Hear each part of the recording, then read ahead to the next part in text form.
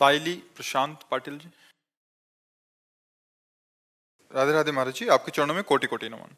गुरुदेव, नाम जप करने के बाद मन की स्थिति अच्छी रहती है, परंतु घर पर पति से झगड़ा हो जाए तो मन की स्थिति फिर बिगड़ जाती है। ऐसी स्थिति में हमें लगता है पति से झगड़ा क्यों होता है? जब हमारा पति आराध्य देव है तो झगड़ा क्यों होता है? आराध्य देव से झगड़ा कैसा? मेरे आराध्य देव जिसमें प्रसन्न रहे उसमें हमें मन लगाना चाहिए। देखो, सबसे पहली बात, धर्म में पत्नी को अर्धांगिनी माना गया है। जैसे हमारे इस अंग में पीड़ा हो तो मुझे हुई, और इस अंग में पीड़ा हुई तो मुझे हुई। धर्म में पति को परमेश्वर का दर्जा दिया गया है हमारे सनातन धर्म में, कि पति हमारा परमेश्वर है, पति हमारा भगवान है। तो हम अपने भगवान से झगड़ा क्यों करें? प्यार करें कि झगड़ा करें? झगड़ा करने का मतलब है आपकी मांग कुछ और है, आपकी चाहत कुछ और है। बिना कामना के क्रोध का प्रादुर्भाव नहीं होता। कामा संजायते क्रोधा, क्रोधा स्मृति विभ्रमा, स्मृति भ्रंशात बुद्धिनाशो, बुद्धिनाशात प्रणश्यति। हमारी कोई कामना है तो हम अपनी कामना को अपने पति पर न्यौछावर कर देते हैं। झगड़े का कोई सवाल ही नहीं उठता। पति पत्नी में झगड़े का तो कोई सवाल ही नहीं उठता। उसका झगड़ा भी एक प्रेम बढ़ाने वाला होता है। वो झगड़े जो आजकल बर्ताव चल रहा है, वही देखो, आप बच्चों के बीच में रहते हैं, आप फाइनल बता रहे हैं वही बात जो हम कहा कि आज हमारा समाज पतन की ओर जा रहा है।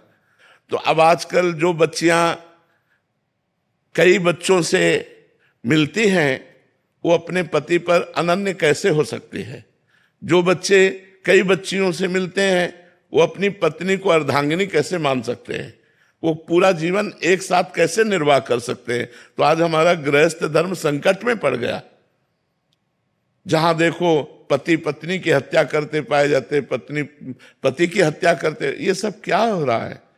एक ऐसा समाज हमारा जहां एक बार पानी ग्रहण करके स्वीकार कर लिया तो आजीवन निर्वाह किया। पहले लड़की देखी नहीं जाती थी, आज के 35-40 वर्ष पहले लड़की नहीं देखी जाती थी। गांव के बुजुर्ग जन जाके ब्याह तय कराते थे। लड़का लड़की तब देखते थे जब मंडप के नीचे होते थे, और वो दुल्हन तो तब जान पाएगा कि हमारी कैसी हो जब घर ले जाएगा। ऐसा था। और आज तो एक बहुत ही मलिन सिस्टम चल गया जिसको लिव इन रिलेशन कहते हैं। अब ये हमारे सनातन धर्म के तो बिल्कुल खिलाफ है। हमारा सनातन धर्म कहता है कि एक बार जिसे स्वीकार कर लिया, आजीवन उसका निर्वाह किया।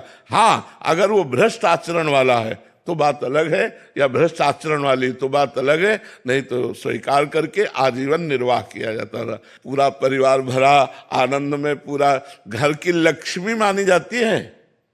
जो स्त्री है वो घर की लक्ष्मी मानी जाती है। कितना बड़ा उसका आदर, कितना बड़ा सम्मान दिया जाता था। बहुत बड़ा फर्क पड़ गया है।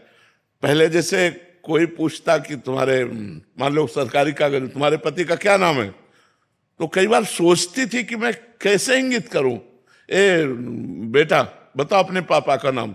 मतलब हिचक होती थी कि मैं अपने पति का नाम कैसे बोल दूं। इतना आदर होता था, इतना आदर होता था। जो हमारे सनातन धर्म की मर्यादा वो धीरे धीरे खोती चली जा रही है। कितना प्रेम, दिन भर मेहनत करके ऑफिस से या किसानी करके आया, घर आते ही खुशहाल हो जाता था।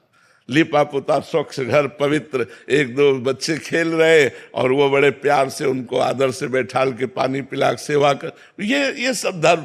आज तो हमें लगता है पति पत्नी में झगड़ा होने की संभावना ही नहीं है।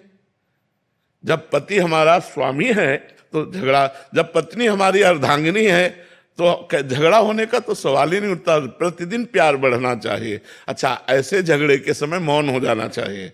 अगर पति नाराज है तो थोड़ी देर के लिए मौन हो गए, हम उत्तर प्रत्युत्तर ना करें, नहीं उससे क्रोध बढ़ जाएगा। और भगवान का नाम जब करें तो हमारा भी हृदय शीतल होगा और पति का भी हृदय शीतल हो। जब आप नहीं बोलेंगे और वो देखेगा कि मैं इतना क्रोध किया, वो बोली नहीं, तो आपसे जरूर जरूर प्रभावित हो जाएगा।